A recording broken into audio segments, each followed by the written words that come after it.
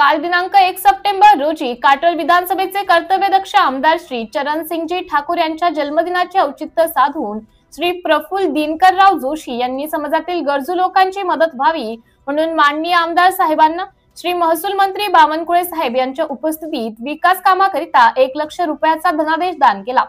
प्रफुल्ल जोशी सामाजिक व राजकीय कार्यात सदैव अग्रेसर राहतात।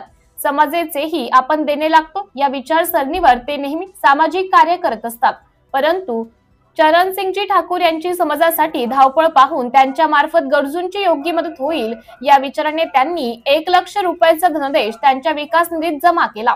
अनिल देशमुख, डॉक्टर आशिष देशमुख यांच्यासारख्या नेत्यांशी त्यांची विशेष जवळीक मानली जाते। बिष्णोर जिल्हा परिषद सर्कलच्या राजकारणात त्यांचा प्रभाव असतो। हा धनादेश देताना त्यांचे विशेष सहकारी उपस्थित बाबाराव वाघमारे, घनश्याम खजुरिया, अरुण कुमेरिया, देवा शिरोडिया, मनीष काटोले, योगेश कुमेरिया, अक्षय विरखरे, नितीन धोटे, अक्षय जुगसेनिया व गज्जू गावंडे तर शेतकरी संघर्ष कृती समिती काटोल तर्फे समाजसेवक सुभाषजी नरोलिये, माजी उपप्राचार्य प्राध्यापक रमेश येवले व इतरांनी त्यांच्या जनसामान्यांच्या मदतीसाठी दिलेल्या योगदानाबद्दल गौरवोद्गार काढले।